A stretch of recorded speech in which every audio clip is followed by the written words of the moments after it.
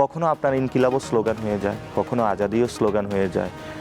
বাংলাদেশের মানুষ জয় বাংলা তো পচিয়ে দিয়েছে। একটা মানুষ জয় বাংলা বলে স্পিরিট পেয়েছিল না ৭১-এর ওই সময়। তাদের শব্দ নিয়ে আপত্তি না, তাদের আপত্তির জায়গাটা হলো ওরা আসছে, আমারও তো শেখ হাসিনার মতন একটু খান খান করে দিতে পারে, তাদের আপত্তির জায়গাটা ওইটা। এই শব্দগুলা বলেন, কিন্তু হলো আপনার দলের নামও তো হলো ন্যাশনালিস্ট পার্টি। পরিস্থিতি এমন করে যে মা বাবা বিয়ে মেনে নিতে বাধ্য করে। শেখ হাসিনার আমলে হলো ধর্ষণ হইতো আর জোর করে করতো, আর এখন পরিস্থিতি হলো পরিস্থিতিটা এমনভাবে বানাইছে যে সংস্কৃতির কারণে আপনি নিপীড়িত ছিলেন, এবং খালেদা জিয়া এই সংস্কৃতির মধ্য দিয়ে ওয়ান কাইন্ড অফ খালেদা জিয়াকে মেরে ফেলা হয়েছে, সেই সংস্কৃতি আপনি আবার জন্ম দিচ্ছেন।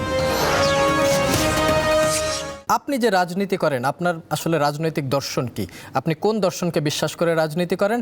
আর এখন আপনার স্লোগানই বাকি। আপনি সম্প্রতি ফেসবুকে দেখেছি ইনকিলাব জিন্দাবাদ, চাঁদাবাজ মুর্দাবাদ, এটা কি আপনার রাজনৈতিক স্লোগান কিনা? আমার রাজনৈতিক জায়গাটা খুবই সিম্পল। আমি হলো এখানে ডেল্টা বেসিনে যারা মানুষ আমরা বসবাস করি, আমরা সুন্দর মতন থাকবো, খাওয়া দাওয়া করবো, পড়াশোনা করব, হ্যাপি একটা লাইফ লিড করব, যেটাকে লিভিং লাইফ বলে। মানে একটা ভাইব্রেন্ট আমরা জীবন, এবং যে জীবনটা অনেক ডিগনিফাইড হবে, এবং আমাদের একটা কালচার, সিভিলাইজেশন সব কিছু থাকবে। আমরা এমন একটা জীবন চাই। এই জীবনটা আমাদের বানাতে হবে, সেটার জন্য আমি রাজনীতি করি। আমি বলবো না আমি বামপন্থী, আমি ডামপন্থী, অথবা আমি মধ্যপন্থী, এত পন্থী আমি না। আমি মনে করি যে ভাই আমার পকেটে টাকা নেই, আমাদের চাকরির প্রয়োজন। আমি মনে করি যে ভাই আমি হসপিটালে যাইলে আমার বাচ্চার চিকিৎসা করাতে পারি না, আমার চিকিৎসাটা প্রয়োজন। আমি মনে করি যে কালকে আমার সন্তান স্কুলে ভর্তি হবে, আমার ভালো একটা এডুকেশন প্রয়োজন। আমি মনে করি যে আমার একটা ভালো ফরেন পলিসি প্রয়োজন, যাতে আমার বিদেশে যে ফরেনের প্রবাসী ভাইরা থাকে তাদের কাছে যে জেলে নিয়ে নেওয়া যায়, নিরাপদে থাকে, সেই মানুষগুলো নিশ্চয়তা বিধান করা। তো এই চাওয়াটাই আমরা বাস্তবায়ন করতে চাই। আমি এত বড় তাত্ত্বিক না, কেন কিছু না। আমি একজন সাধারণ মানুষ, প্রতিনিয়ত আমার আশেপাশের মানুষগুলো যে সমস্যায় থাকে সেটার আমি সমাধান করতে চাই রাষ্ট্রীয় জায়গা থেকে। সেটাই হলো আমার রাজনীতি, এক নম্বর। দ্বিতীয় বিষয় হলো রাজনীতির যে স্লোগান এক এক সময় এক একটা আসে, এটা হলো প্রয়োজনে আসে। অর্থাৎ কখনো আপনার ইনকিলাবও স্লোগান হয়ে যায়, কখনো আজাদিও স্লোগান হয়ে যায়। বাংলাদেশের মানুষ জয় বাংলা তো পচিয়ে দিয়েছে। একটা মানুষ জয় বাংলা বলে স্পিরিট পেয়েছিল না ৭১-এর ওই সময়। আবার হলো বাংলাদেশ জিন্দাবাদ বলে স্পিরিট পেয়েছে। আবার হলো অভ্যুত্থানের সময়কে ইনকিলাব বলে স্পিরিট পেয়েছে। এটা হলো শাব্দিক চয়নে এক এক সময় এক একজনে একটা স্পিরিট পায়। কেউ বাবা বলে, কেউ আব্বা বলে, এক একজনে এক একটা বলে। এবার কিন্তু ২১শে ফেব্রুয়ারিতে এই শব্দগুলো নিয়ে প্রচুর ফেসবুকে, সোশ্যাল মিডিয়াতে আলোচনা সমালোচনা হয়েছে যে আমরা বাংলা শব্দের ব্যবহার না করে অন্য দেশের উর্দু বা হিন্দি বা অন্য শব্দ, ফার্সি, এই শব্দের ব্যবহার আমরা বাড়িয়ে ফেলছি কিনা। আসলেই এই শব্দের আমাদের জাতীয় জীবনে প্রয়োজন রয়েছে। আমাদের ২১শে ফেব্রুয়ারি, এটা যদি মনে করেন যে এটি ২১শে ফেব্রুয়ারি শুধু বাঙালির নাকি, ২১শে ফেব্রুয়ারি মানে ইন্টারন্যাশনাল মাদার ল্যাঙ্গুয়েজ ডে, সকল ভাষার প্রতি আপনার আবেগ অনুমতি। তো মজলুমের অনেক সময় ভালো মানে অনেক ভাষা থাকে আরই। তো আমাদের সাউথ এশিয়াতে ইনকিলাব এটা আসলে কোনো মজলুমের ভাষা আরই। এটাতে সে শক্তি পায়, সাহস পায়। এটা কোথায় থেকে এসেছে সেটা নিয়ে সে ভাবে না। এখন আপনার অনেক সময় আমাদের ওই যে বলেন আল্লাহ মেঘ দে, পানি দে, এটা ডোল পিটায় কৃষকরা হলো ধান তুলতো, সেটাতে আনন্দ পেত, শক্তি পেত। আবারই দেখা গেছে ইনকিলাব বলে আমরা যখন স্লোগান দিই আমরা সাহস পাই, এবং এটাতে অনেকে আতঙ্কিত হয়ে পড়ে যারা হলো সিস্টেমের বিরোধী তারা।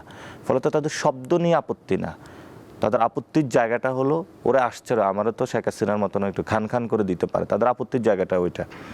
তো আমাদের জাতীয় জীবনে তো অনেকগুলো শব্দ রয়েছে, যেই শব্দগুলো আমরা ব্যবহার করে থাকি, এবং অনেক ফার্সি, উর্দু শব্দ বাংলাতে প্রবেশ করেছে। এখন বাংলাতে যদি ইনকিলাবের শব্দ আমরা বলি তাহলে কি, এটা বাংলা কি? আজাদি শব্দের বাংলা কি? আজাদি শব্দের হলো ফ্রিডম বা স্বাধীনতা, ঠিক আছে না? কিন্তু আজাদির মধ্যে ইন্ডিয়া থেকে শুরু করে পুরো হোল সাউথ এশিয়াকে আমি কানেক্ট করতে পারতেছি, যার জন্য হলে এই শব্দগুলো আমরা উচ্চারণ করি। ইনকিলাব, আজাদি, ইত্তেফাক এগুলো তো পত্রিকারও নাম এবং দীর্ঘ বছর ধরে চলে আসছে। হ্যাঁ, ইত্তেফাক নিয়ে তো হলো মানে স্বাধীনতার সময় তো অনেক বড় ভূমিকা পালন করেছিল, এবং অনেকগুলা টিভি চ্যানেলের নামগুলো তো বাংলা, মানে বাংলা ওইভাবে নাই। আপনাদেরটা মনে হয় দীপ্ত টিভি বাংলা, তো আমাদের দোকানগুলোও তো এখনও বাংলা না। আমরা মনে করি বাংলা তো অবশ্যই ছড়িয়ে দিতে হবে। আপনি এই শব্দগুলা বলেন, কিন্তু হলো আপনার দলের নামও তো হলো ন্যাশনালিস্ট পার্টি, তো দ্যাটস দ্য ট্রু। তো আমরা তো বাংলার পক্ষে, এবং কিন্তু যে উদ্দেশ্যটা, যে দূরবর্ষন্দী তাদের, সেটা হলো খারাপ। যেই শব্দগুলো বলা যাবে না অথবা এটার মধ্য দিয়ে তারা মূলত চায় তাদের যেই মানে ফেরাউনের রাজত্ব সেটাকে হলো বাস্তবায়ন করার জন্য। যে নির্বাচন কমিশনের আন্ডারে ত্রয়োদশ জাতীয় সংসদ নির্বাচন হলো, কেমন নির্বাচন হয়েছে?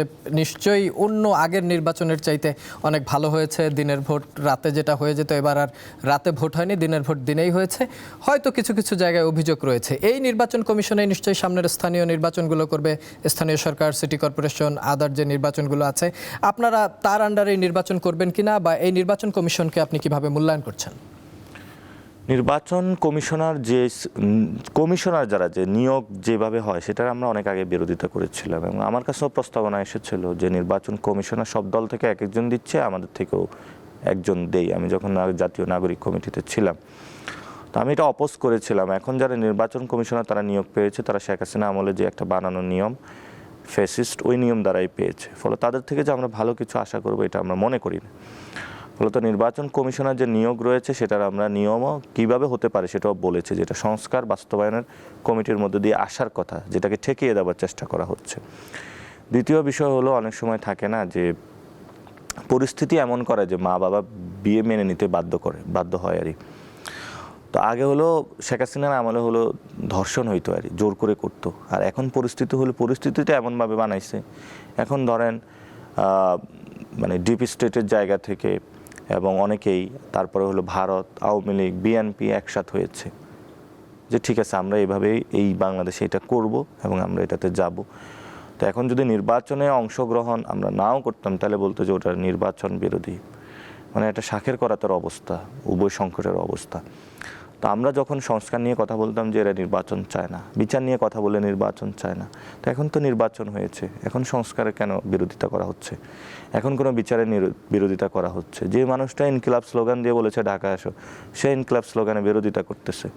যে মানুষটা হলো মানুষের কাছে হলো হাতে পায়ে ধরে কান্না করেছে যে ঠিক আছে আমাদের বাঁচাও, আমাদের অনেক নেতাকর্মী জেলে, সেই মানুষটা আবার এই মানুষকে হলো, যেমন আমি খোঁজ পেয়েছি যে আমার নামে একটা মামলা প্রস্তুতি নেওয়া হয়েছে।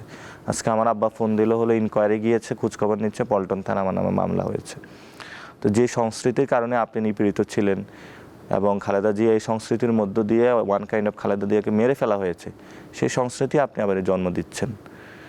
তো এটা তো একটা বুকপিটহীন মানুষেরই, মানুষের বুকপিট থাকলে তো কথার কোনো মর্যাদা থাকে। তো এই পরিস্থিতির মধ্য দিয়ে যাচ্ছি, সেই জায়গাতে মনে করি বাংলাদেশে সুষ্ঠু নির্বাচন যদি করতে হয় ইনস্টিটিউশন আকারে নির্বাচন কমিশনকে ঠিক করতে হবে।